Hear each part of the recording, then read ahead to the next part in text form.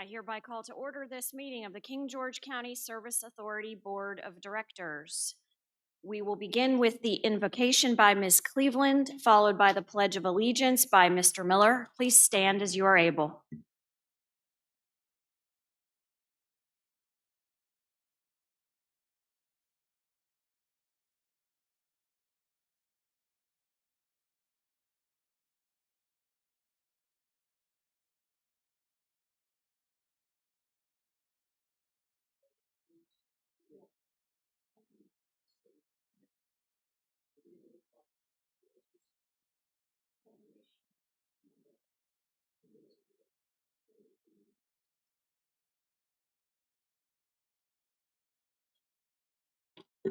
Thank you very much. Mr. Miller, do we have any amendments to the agenda, sir? No, ma'am. Very good. I'll now move on for public comment. Comments will be limited to 3 minutes per person in order to afford everyone an opportunity to speak. Do we have anyone here in the audience this evening wishing to provide public comment? Seeing none, I'll move on to online. Mr. Dines, do you have anyone online who wishes to provide public comment? Thank you very much. Directors, did anyone receive correspondence from customers wishing to have it read into the record of the meeting? All right, I'll now close public comment and move on to reports of members of the board. Mr. Parker. No report, ma'am. Thank you. Mr. Morris. No report, ma'am. Thank you. Ms. Bender. No report. And Ms. Cleveland. No report. All right, and I have no report this evening. I'll entertain a motion for the consent agenda, please. I make a motion, we accept the consent agenda as presented. Second. All those in favor say aye. Aye. Chair votes aye, motion carries. All right, moving right along. Report from the county attorney. Mr. Britton, can you hear us, sir? And do you have anything you wish to report? Yes, I can hear you well, and I do not have a report for the service authority. Thank you. Very good. Thank you, sir. All right. SA 10-12, presentations and reports. CIP presentations by Donna Hahn, Director of Finance, and Kyle Locks, Davenport and Associates. Welcome. So who would like to, do you want to do a introduction, Yes, I'll Mr. do a quick Miller? Introduction. Thank you. So, as you recall, we've been talking about our capital improvement plan, and I provided you with that information, I guess, in subsequent meetings or previous meetings, excuse me. And we do have Kyle Lau and Roland from the firm of Davenport and Associates. And if you recall, several years ago, this is prior to my time, but they did a financial plan. They want to update you on that plan, and then we're going to talk about how some of the projects that were identified by Mr. Weekly and the staff at the Service Authority, how those can fit within the plan. And so, you know, I think this is a great opportunity for you to get a good overview on the financial situation with the Service Authority. A lot of good work has been done, and so we're hopeful that we'll be able to get some of these projects included and move forward on that. So I'll turn it over to Kyle and Roland. Well, thank you, Madam Chair and members of the board, as always. We appreciate the opportunity to be here. It's pretty wild to think that the last time we spoke in great detail on the Service Authority in terms of the multi-year plan was 2019. Certainly been a busy couple years since then. But I think what we have tonight, as Mr. Miller mentioned, is an update of how that plan has really trended relative to where we had maybe planned and thought back in 2019. And so we'll give a little bit of a history in that sense, not a lot. We'll try and keep things moving.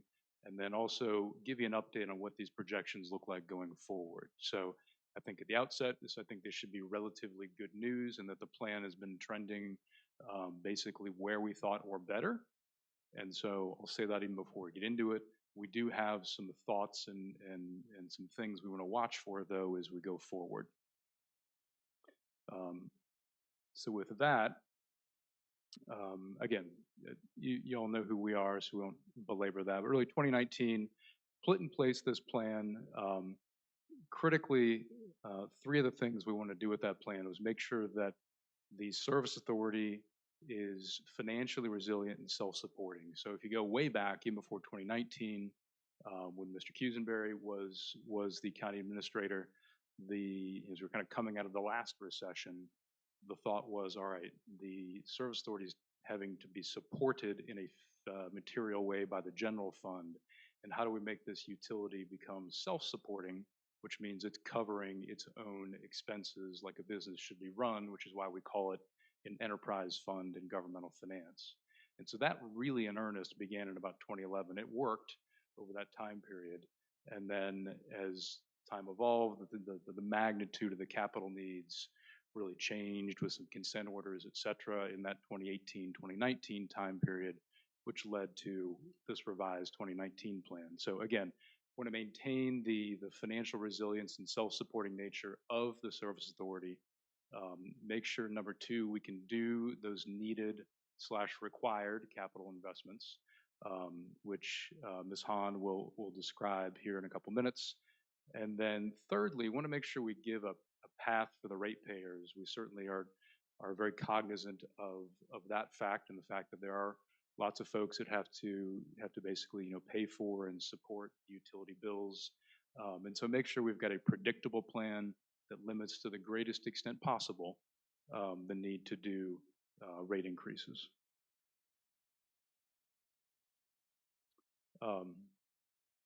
So with that, moving on to page number 1, we're going to click this thing one more time. There we go. So again, background, we've been self-supporting. We've not had to rely on dollars from the general fund. That has helped the general fund. It's helped support our credit ratings in the general fund. And certainly we saw that when we borrowed for the courthouse just several months ago. So recognize a separate board here, but the two are interlinked. And again, reasons, it's important to have that self-supporting nature to the utility, limits pressure on the general fund. Users of the system pay for the system, which is a general best practice within the world of public finance when we think about utilities. So we call them enterprise funds. They're run like businesses, and you want the users of the system that are using that water, and thus the sewer side as well, to pay for that. And lastly, the debt associated with the service authority that we'll talk about in a couple seconds, when we can basically prove to the rating agencies that the general fund doesn't have to kick in dollars to support it, that doesn't count against the county. So we've had the benefit of that on the county side in terms of the credit ratings, and that's certainly been helpful. I will note there, that from a legal perspective, the county's board and the county itself still has what we call a moral obligation backing behind all of the service authority debt. So as much as we have been financially independent in terms of sending dollars back and forth for a number of years, the county has basically enabled us as an authority to access very generous interest rates by virtue of their backing. So they're basically the deep pocket or the co-signer, if you will, on all of the loans for the service authority.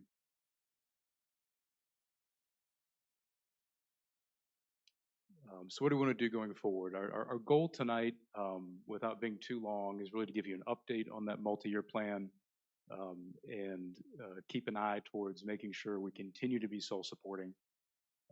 We want to continue to have sort of a manageable and predictable level of rate increases to the extent they're needed. We want to make sure we've got some flexibility incorporated within the plan, knowing that these needs evolve, the cost of these needs we expect evolve as we do lots of things with utilities across the region, across the country. We know there's a lot of cost pressure on these projects. And so there's a reason as we talk through the projections, we want to make sure we've got a good fund balance, meaning good reserves within the authority, and also take advantage of financing where we need to, knowing that in this environment, a lot of these projects, we hope this doesn't happen, but a lot of these projects have been coming in more expensive than was thought a couple of years ago.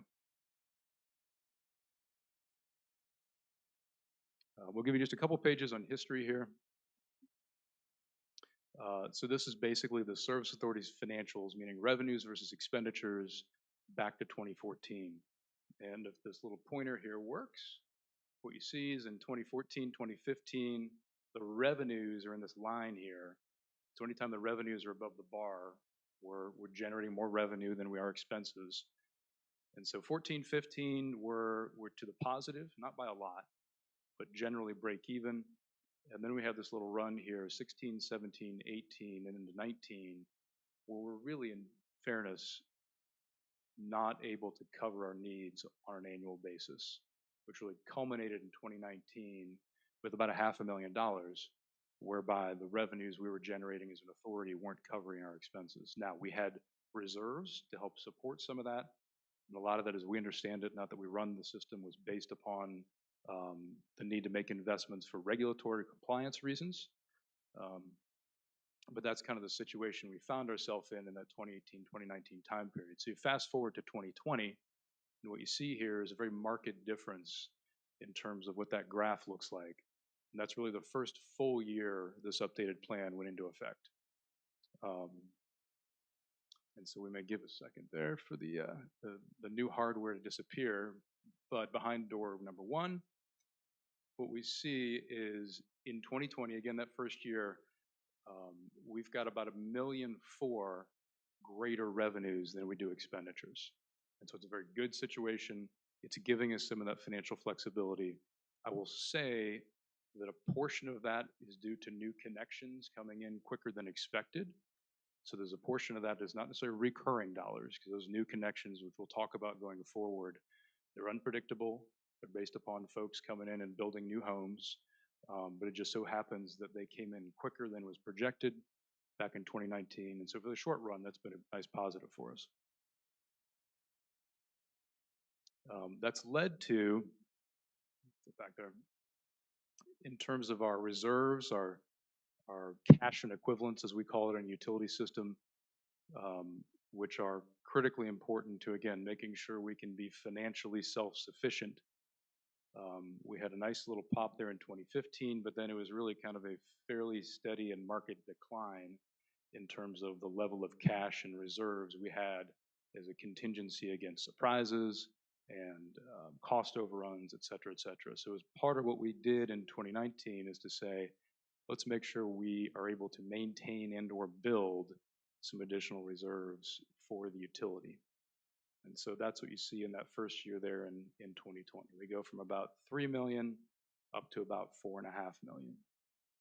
I will say, as we start planning forward, that 4.5 million is going to be required for a couple different things. And so knowing you're about to embark on a variety of major capital projects on the utility, that's not necessarily sort of extra money, so to speak. That's accounted for and baked into the planning that we're doing.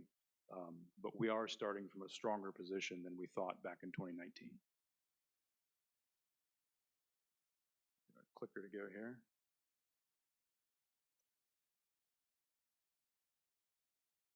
Can you flip the page? Oh, there we go. All right. Okay, one other historical graph. This is called our debt service coverage ratio. So this is one of our legal requirements in terms of all of our debt outstanding. And so it's something we watch closely. At this point, all of the authority's debt outstanding is held by the Virginia Resources Authority. State entity, been around a long, long time. And so in a couple different programs, all of our debt is Virginia Resources Authority, or VRA as we call it, outstanding debt. And so they basically have a requirement that our debt service coverage, which is basically after we pay our expenditures, how many dollars do we have left to make a debt service payment? Their requirement is we have $1.15 for every dollar of debt service that we have. And that's what's signified by that yellow line there. And again, similar trend in 14 and 15, we're kind of barely right in the range of meeting it. And then 16 through 18, clearly way below it, hence the updated plan. And in 2020, we're able to get all the way up to 2 times. We'll show you what we think that looks like going forward, but for the moment, we're starting in a good position. As we talk about the debt, this is always a important topic for your utility as it is for most any utility. Really the 2 ways you have to really pay for capital projects are cash on hand, whatever source that is from, and borrowing long-term debt. And so what we have right now is we've got about $23 million outstanding, and that is paid between now and, in effect, 2035. There's one tiny little piece there in 36, but really over the next the 13, 14 years, all of that debt is set to be repaid in its entirety. One of the components of that 2019 plan is that we reworked that existing debt to give us some breathing room, and you see that here, where our debt payments right now are about $1.5 million a year, and they begin to step back up to about $1.8 million and up to about $2.2 million out by 2025 and 2026. No surprise, that was all baked into the plan originally. But what we'll show you at the back end of this is, to the extent we think we need it, to the extent we think we want it, we've got an ability to kind of work with these payments and potentially take a little bit of pressure off. It's a couple years out, but it may be something we want to think about sooner than that 25, 26 time period. So again, it's a variable, a lever we have that we can work with to the extent we need it. Okay, now we'll get to the CIP. Back in 2019, the original plan contemplated basically $15 million of capital projects. That was always baked into the plan. It was funded within the projections via a combination of debt and equity, basically debt and cash. And if you go back to 2019, the thought was it was about 75% debt funded and about 25% cash funded. That was all built in, including that $15 million. The way we were going to pay for the debt funded portion of that was, if you recall, for those on the board at the time, we took out a $15 million line of credit. It's got a fixed interest rate. It's got a final maturity in 2025. That line of credit, its sole purpose really was to fund these needed and required capital projects. So it's still outstanding. It still has the same fixed interest rate. As I understand it, there's very little, maybe nominally, if anything, outstanding upon it.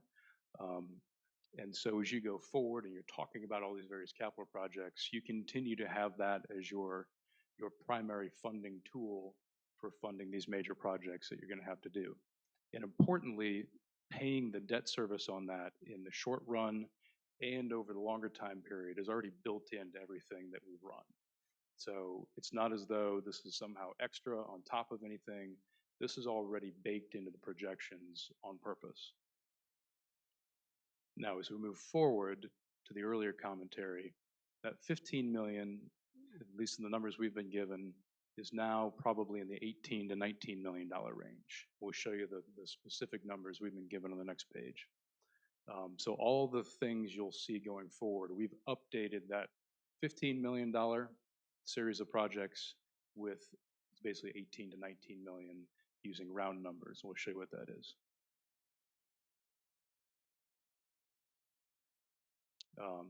And so getting right to it, this is what we have and what we're running within these models in terms of capital projects for the Service Authority. Again, about 18.3 million over a 5-year time period. The decommissioning, the AMI project, Hopyard Farm upgrades, water system interconnections, the Oakland Park decommissioning, and then a couple UV projects that we understand are sort of under discussion right now. So all of this is built in already. It's not new, it's not a surprise per se. It's built into the multi-year planning that was done originally back in 2019, and then it's been updated with these new costs that we'll see in the next couple pages. I'll pause there and see, is there anything in terms of individual projects that we want to talk about now, or you want to do that later? I'll defer. Any questions? I will point out, if I may, the potential UV projects that's associated with the proposed consent order that we got just recently. That number is probably going to come down probably in half, if not a little bit below half, just because we're working with some other alternatives. Perkins Quarter is clearly the project of most significance. I know the AMI water meter project is a very important project for us as well, and that one needs to be taken care of. The Perkins Corner, um, and I know that Alan has asked that question of me, is if when we do Perkins Corner and we then have to do all the associated work to ship it to ship the waste to Hop Yard, we would be doing the water and the sewer at the same time based on, you know, what we need to do. So there's also we may need to update this after this conversation. I don't want to, you know, muddy this or anything, but there are some equipment purchases that we want to see if we can fit into this model. Not significant, but definitely in need, and we're going to do some prioritization at the staff level, and then we'll get with Kyle and let them kind of take a look. And if we can't do it, we can't do it. But I think there is a need to get some of those in there. Yes, sir. That's probably a great point. Everything we're talking about here is indeed an update with the best information we have, but it's not necessarily set in stone. So to the extent the equipment things, as the final cost of these projects come in, it's all intended to be updated as we have better information. Okay, so with that, we'll go into the details here. A whole bunch of words here on this page. I won't read them all, but basically the intent is to, again, update that multi-year plan. Multi-year planning is something the county's done a good job, and I say county meaning including the service authority over the years. And so the critical benchmarks we're looking at are obviously rate increases. So what do we need to do estimated on the rate increase side? But also watching what the cash levels are, watching that debt service coverage, and also being mindful of how many new connections we're assuming within the annual projections. They've been running faster than was originally projected, which is good in the short run. I think one area of concern, if I can use that from our part, is how long do we think that pipeline really lasts and how predictable is it? So we've updated some of these numbers from the 2019 projections to start to scale down the number of new connections that we count on a couple years out, knowing that as we understand it from Mr. Miller and others on staff, there's not a great visibility, if you will, in terms of new connections going out past a couple developments that are already known. So again, we've made a variety of key assumptions. These are largely intact from the last presentation, and so I won't go line by line here.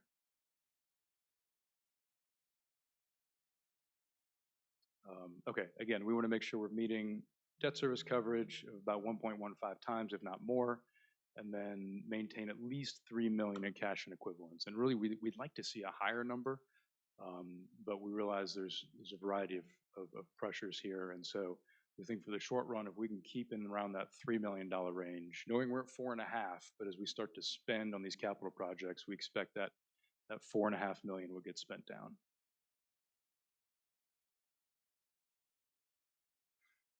Okay, so our base scenario here shows the next 5 years, but a couple more than 5 years, 6 years, starting in 2022 based on your budget, going out to 2027 based on some projections.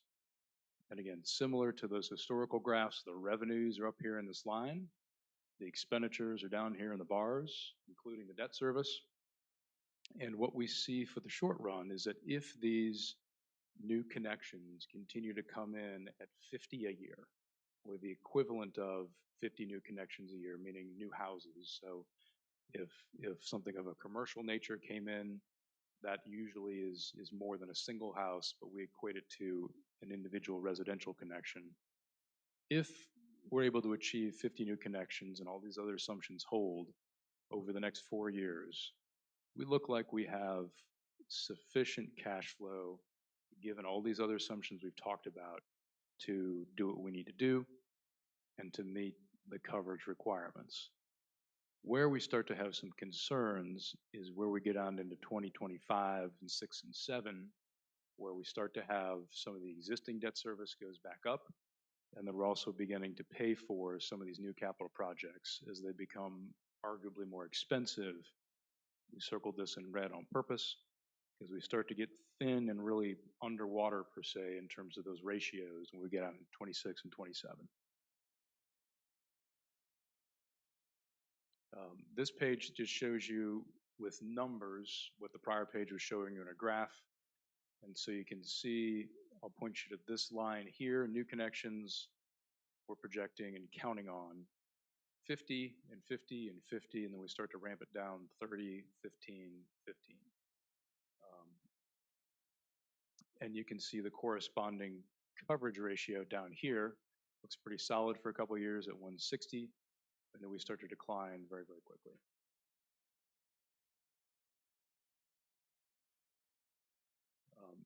One more thing I need to point out here, probably the most important thing on the page in terms of increase in user revenues. To your credit, the rates have been raised, which we understand is not always, not a popular thing, but they've been raised in accordance with the plan, and it's worked.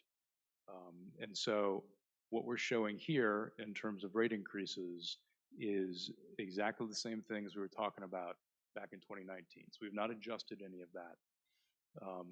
And so for purposes of the 23 budget, the 24 budget, it looks like keeping with that same plan for the next 2 or 3 years, again, given all these various variables that could change, looks to be sufficient. Where it starts to get problematic is arguably 2025 and 26.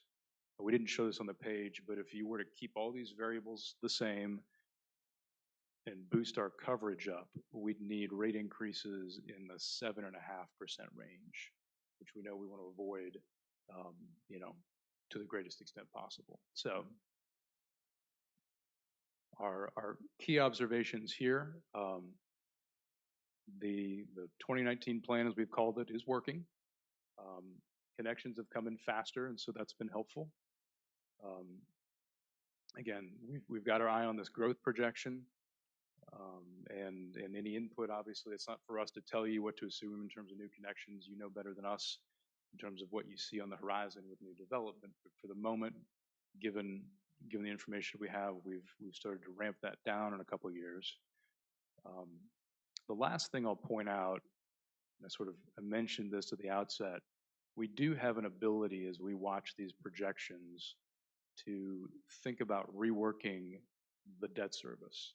So we know it ramps back up beginning in 24, 25, and 26. And so we've got an ability to work with that to the extent, again, that we think we want to or need to. So the last thing that I'll show you is if we did a little bit of reworking of that debt service,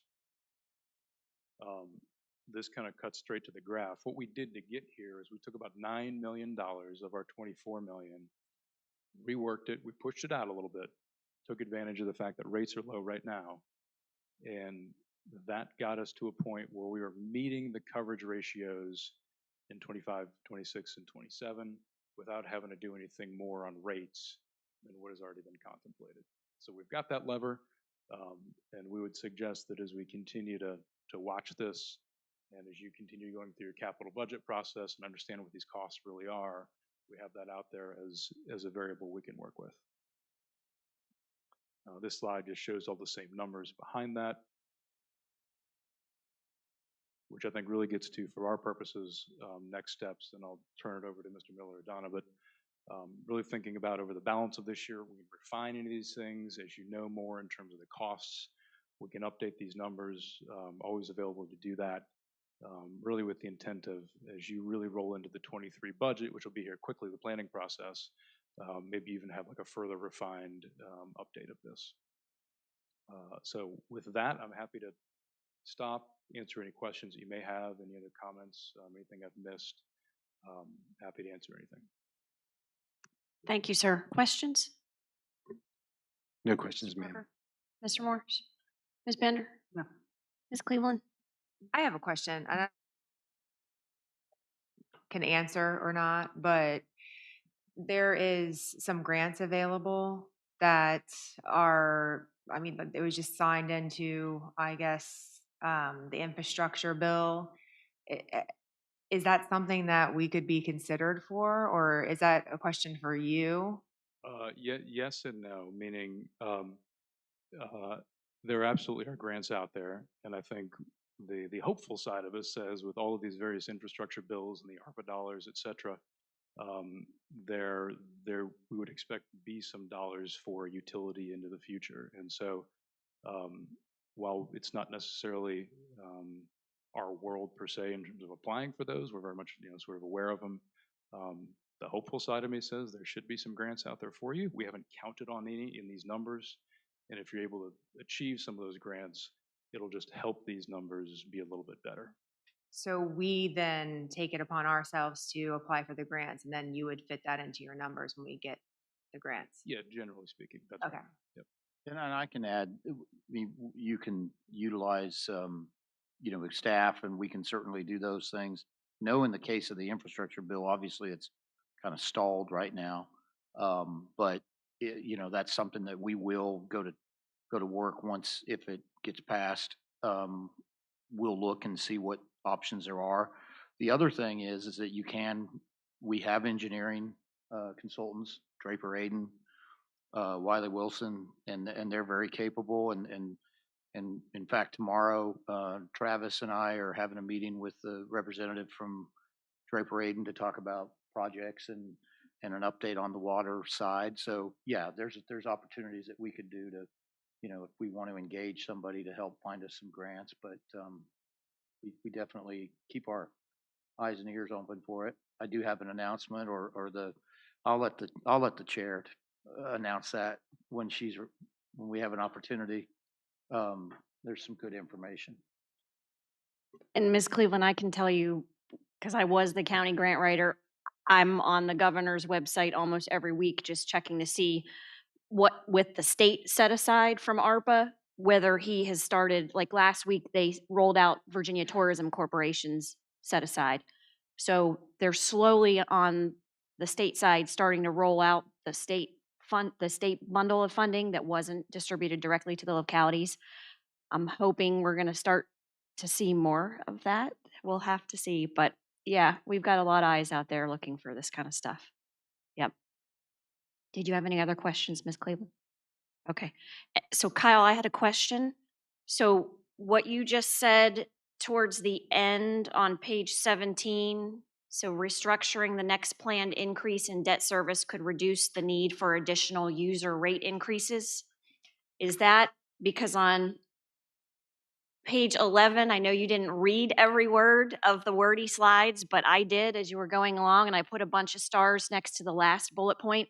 It says, introduce a potential opportunity to restructure a portion of the authority's outstanding debt in order to free up cash flow over the next 10 plus years, and importantly, to relieve pressure on user rate increases. Let me read that again.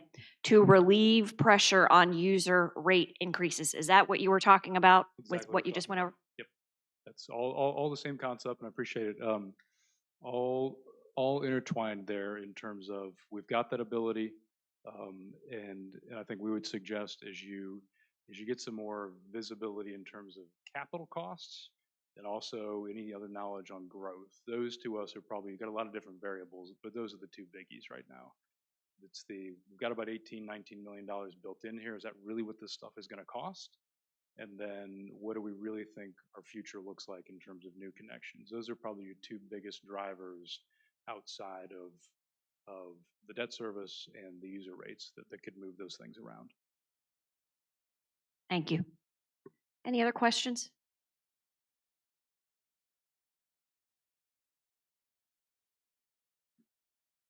Did you have something, Mr. Bella? No, thank you, Kyle. Maybe to dovetail on that last question. So you're saying like what 2023, 2024, we kind of target as a look at the restructure at that point, or you're saying sooner, or You could do it sooner. I mean, the other element of that is where rates are, and rates right now are very, very low. And so I think what we'd like to suggest is as you kind of move over the next couple months and start to issue some of these RFPs for projects and start to get that back in and see what these costs really look like, And as you really get into the 23 budget process, it's something we could take a closer look at, see if it makes sense even, early into next calendar year, depending upon the rate situation. So you can go do it tomorrow, but our thought was to kind of understand a little bit of what some of these variables look like a little bit better before we go and do that. You bet. Okay. I guess I would say this, in terms of the capital improvement plan, perhaps the next step would be if, we'll go through and, we'll look and see if we can add some other things that I just referenced earlier, tonight, and update this. Perhaps we bring it back at the 9th meeting possibly, if not, then the 23rd for a final adoption. Give you all time to have any questions that you might want to add. I would suggest, or this is more of an informational item and I can save it for the general manager's report, or I can do it now. I am going to go ahead and issue an RFP to begin the engineering work on the decommissioning. Guys, we got to do it. We were told by DEQ that this has been something for 20 years. So it's time, and I'm not trying to force you to do anything about that, but we can start the RFP process, and we'll look at all those things that Mr. Parker has brought up, and the whole process on that. But I think that we do need to start that process, and then we'll bring back, obviously, that contract to you at a later date, but at least start the ball rolling on that. Mr. Britton, do we need a motion to direct staff to do so, given the dollar amount? Yes. I thought so. Can I get a motion, please? Motion to allow staff to request an RFP for the engineering involved in the decommissioning of Perkins Corner. Second. Any further discussion? All those in favor say aye. Aye. Aye. Any opposed? Chair votes aye. Motion carries unanimously. Thank you, Mr. Britton. Welcome.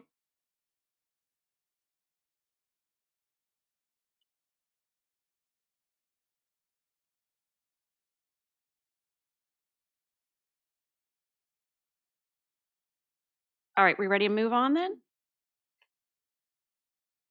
Department of Finance award of a contract for on-call water and sewer line repair and construction services. I make a motion, we authorize the acting general manager to issue a notice of award. Yep, stand by. Sorry, we're gonna have finance present first, and so we'll let the staff do the staff report and make the recommendation, and then I will immediately call upon you, Mr. Morris, if we don't have any questions. Thank you, sir. Good evening, Madam Chair, members of the board. Megan Pitts on behalf of Finance. I'm here before you this evening to request that you authorize the interim general manager to issue a notice of award and to execute a contract with Bay Country Contractors for on-call water and sewer line repair and construction services. The scope of services for this contract includes, but is not limited to, the timely mobilization and point repairs to restore pipes to proper operating condition, the construction of new water and sewer mains, performing on-call corrective and preventive maintenance, the timely restoration of water and sewer mains to proper operating condition of emergency task orders, the ability to install water and sewer lines under roadways without open cutting, and making necessary repairs to restore equipment to proper operating condition. This request comes after a duly performed procurement process and evaluation by staff. And with that, I'm happy to answer any questions. Any questions? Mr. Parker? Yeah, what's the RFP for these services? Was it was it skills based or was it totally pretty much just cost based? I think it's a combination of both skills and cost. So I guess then the second question is, was there a rating system and how was it rated? There was, in the RFP, there was evaluation criteria that we decided to meet. Let me find it for you.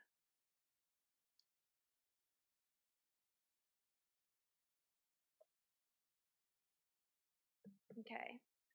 So the evaluation criteria included technical experience and knowledge of water and sewer installation repair, testing, and maintenance, the experience and qualifications of the firm, availability, type of equipment, past performance on related projects, related certifications, and quality management processes and procedures, the experience and qualification of the firm's key personnel that will perform the requirements of this project in terms of certifications, technical training and experience, the project approach to include demonstrated capacity to perform and successfully commit to the work, coordination of work, planning, completion of work, and reporting, and the hourly rate price proposal were all criteria. If I could add something as well. So the way the process usually works, and in this case, we established a team, Travis, John Eisenbeis, Jerry Goldman, who's our water manager, Patty, Norris Baker, Parker Norris, sorry. They evaluated it, and there were 2 bids received. And so they come up with basically a matrix, if you will.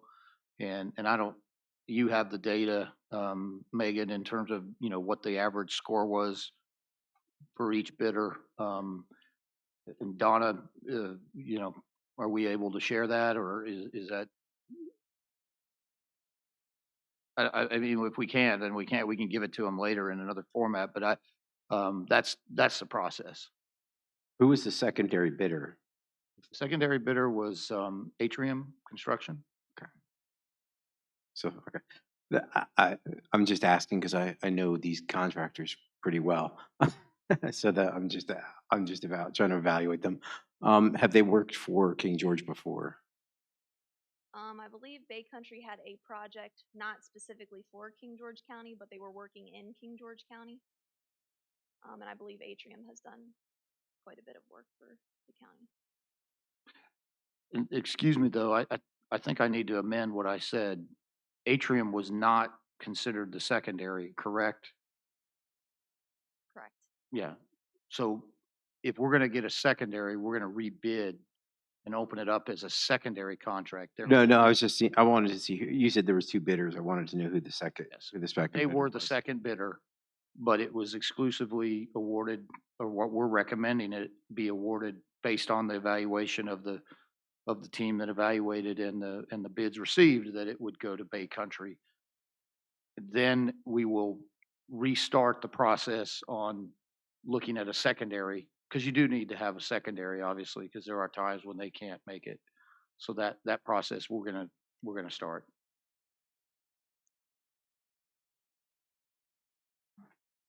Did you have any other questions? No further questions, ma'am. Mr. Morris? Ms. Bender? No, ma'am. Ms. Cleveland? Who were we contracted with before? There wasn't a contract in place before. So I feel like I've seen a lot of business going to Atrium. Is that correct? There's been a bit. So I'm Ms. just, could probably speak more fully to that. and I'm just curious of how that went and why we're switching that up. This is something that came to my attention through approving the warrants and everything for you all to see. And I just noticed that our budget for these services is increasing every year, and we're giving so much work to one contractor without a contract, and felt the need. And so I asked Mr. Kusenberry to put together an RFP for us to put out. It's a way to make sure where our dollars are being spent. It has a very guidelines on how we will go through a process when we need to contract work, and keep a better control on the costs that are going on for that type of work. So I got it. That makes sense. I'm just curious as far as the rates that you're seeing on here versus the rates that we've seen in the past. Is this in line, less, same? The rates that we've seen in the past aren't as specific as there. It was just more of a general amount for the project, and it wasn't broken up. In this contract, if they're going to do work, they'll give a task order saying how much for each, and it will list all the line items instead of being a lump sum. So it's hard to compare. It's like you're comparing apples to oranges because you didn't have all the specific lines. Madam Chair. Go ahead, Mr. Miller. If I can add, the evaluation committee, correct me if I'm wrong, Ms. Hahn, they did not qualify the bid that came in from Atrium because of these kind of facts, right? They didn't have all the data, so I think we rejected that as not a responsive bidder. Is that correct? We did score them, and Yeah. they did have a response, but their proposal was lacking. Okay. I think the other thing that I would add is there's two things. One is, so as Ms. Hahn indicated, there was no contract.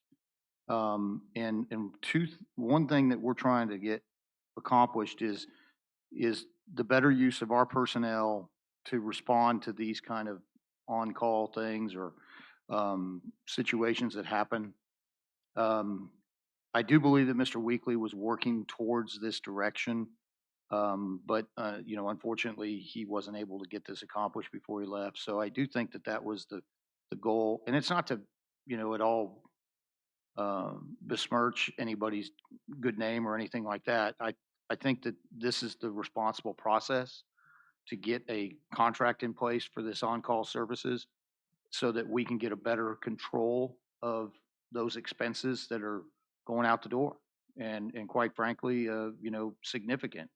And this will put hopefully will put a lid to this, so that we're not seeing those kind of, dollars spent on an annual basis over several years. So that's why we needed to do that. I got one more question. Go ahead, Ms. Cleveland. So is there some sort of like level of performance that they have to meet? And if they can't meet that, then can we void contract, or how does that work since? All contracts have language in it that King George County can terminate the contract for any reason. And all contracts too, you have what's called a cure process. If the contractor, once they're under a contract, if their performance is not up to where it should be, then you send them what's called a cure letter, and you let them know that this isn't up to par, this needs to be fixed. You give them a length of time to fix it, and if they don't, then you can terminate the contract for those reasons as well. Yeah, that's good. I've had my fair share of contractors as well, so yeah. Okay, thank you. I don't have any questions. Thank you for catching that and recommending a more fiscally responsible process for getting some of this work done. Thank you, Ms. Hahn. All right, any other questions then? If not, I will entertain a motion. I make a motion, we authorize the acting general manager to issue a notice of award and to execute an agreement with Bay Country Contractors for the on-call water and sewer line repair and construction services, subject to approval of the agreement as to form by the county attorney. Second. Any further discussion? All those in favor say aye. Aye. Aye. Aye. Any opposed? Chair votes aye. Motion carries unanimously. Thank you, Ms. Pitts. Thanks very much. Have a good evening. You too. All right. Moving on then to the general manager's report.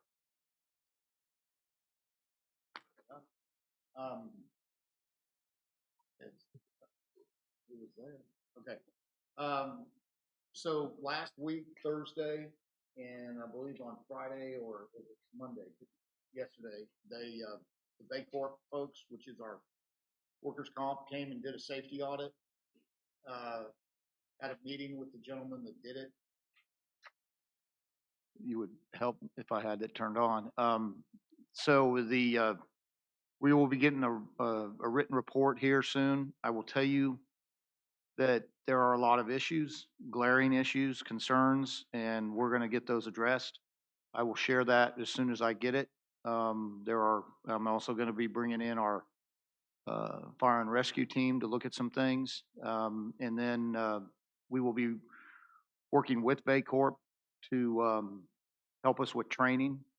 But there are some quite substantial issues that need to be addressed, and we're gonna get it all worked out. Very excited about that. The next item is really exciting. I'm gonna just turn it over to Miss. Oh, it's not my credit. Mr. Miller, you go ahead and read it, because if I try to read it, I don't have it with me in front of me, but I can. I can find it right quick. Well, let me jump down while you do that. I can. Okay. So let me tell you about the status of the proposed consent order. Um, we have asked for an additional time, and they have granted that through, we initially had to get it to them yesterday, and they have granted us until the 5th of November while we work on providing the necessary data and records about Perkins Corner and Dahlgren. We've also asked for a reduction of the fine that they are wanting to impose on us. Not saying that they'll necessarily do that, but we do think that they'll work with us on that. The other aspect of this will be we've asked for an alternative to the Perkins Corner concerns that they have in terms of the equipment and the infrastructure that has to be installed there, given that we are decommissioning it. That is so. In other words, I think we have a way of working this with them, and hopefully we're going to be able to get beyond this.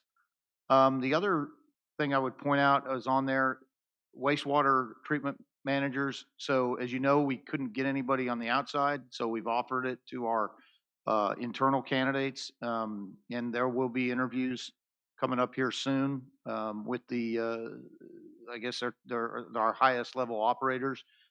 We've agreed that what we would do with the gentleman or lady that gets it, we would go ahead and work with them to get the necessary class rating that they need to have. Potomac Landing development update. I will just tell you that we met with the engineer for their project, and Mr. Cleveland, and we have an agreement or an understanding of what they need to provide to us, and based on what you all are saying. And so we hopefully in the future meeting, like on the 9th, we'll be able to get something before you that you can consider again. Meter reading and turnoffs, we are looking at doing, so the meter reading has been accomplished, and now we have a list of turnoffs that are coming, and the plan is the 3rd of November. I do have something I believe I passed out from Miss Norris Barker on August 21st. We have assisted approximately 65 customers with payment plans, and during this time frame, we applied for about $39,000 in CARE Act funding to 51 customers. She also gave me another item that you did provide me with. Oh, what was the number? What was the how many we have slated for turnoffs? That was what you sent it to me, and I don't have it. Can't trust me. Do not have that number at this time. Okay. We did send out 1,300 delinquency. That's what it was, yes. So delinquent 1,300? Okay. So, All right, so Thank you, ma'am. now I'm going to turn it over to Ms. Kupka. Do you have that? I do. I found it. So this is the notice of ARPA award. Yep. So from the Commonwealth of Virginia Department of Health, dated October 15th, 2021. We received this in the office on Friday. To King George County Service Authority. Regarding 2021 American Rescue Plan Act award. The Virginia Department of Health Office of Drinking Water has selected you to receive ARPA funds to address a drinking water project. The amount of the award is $5 million and is 100% grant funds, as in no match required. The project identified is improvements to source water capacity and reliability at the water systems owned by King George County Service Authority. Please contact your field office and begin the construction permit process. Once you begin the project, ODW requires periodic updates on the project. Any increase or decrease in funding assistance necessary for the project must be requested in writing. ODW is committing these funds and assistance to help you finalize the project. Mr. Miller. So that's outstanding news for the service authority. And I will tell you though, the good news and the bad news. The good news is it is not reimbursable at the end of the project. That's always good.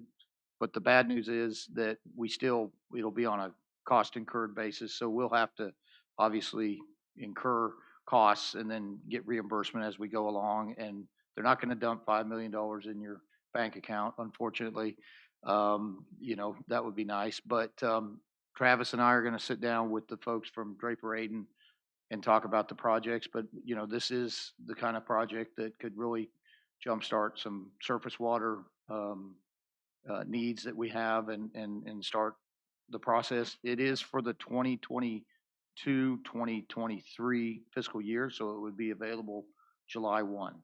So good news for the service authority. I think it's the kind of good shot in the arm that they need, and we'll definitely get with Kyle and let him update the plan. And Because Kyle, we could tap into the $15 million line of credit to front potentially. Sorry, didn't mean to put you on the spot, but I put you on the spot. We probably can. I think we want to make sure we read the fine print on those. There's sometimes some of the federal funding, which as it flows through, they're a little persnickety about whether it's, you've gotten a loan, you sometimes can't reimburse it with a grant. So we want to watch that closely. But I think it's just clearly another very big shot in the arm in terms of the capital funding side of things. So the combination of those couple things it's only going to be helpful. All right, thank you very much. Yeah, I cried when I read it on Friday afternoon, no joke. Tears of joy. So I believe that's everything we have for this evening, right, Mr. Miller? yes, ma'am. With that, I'll entertain a motion to adjourn. I make a motion, we adjourn to November 9th, 2021 at 5:30 PM here in the boardroom. Second. All those in favor say aye. Aye. Chair votes aye, motion carries. We are adjourned.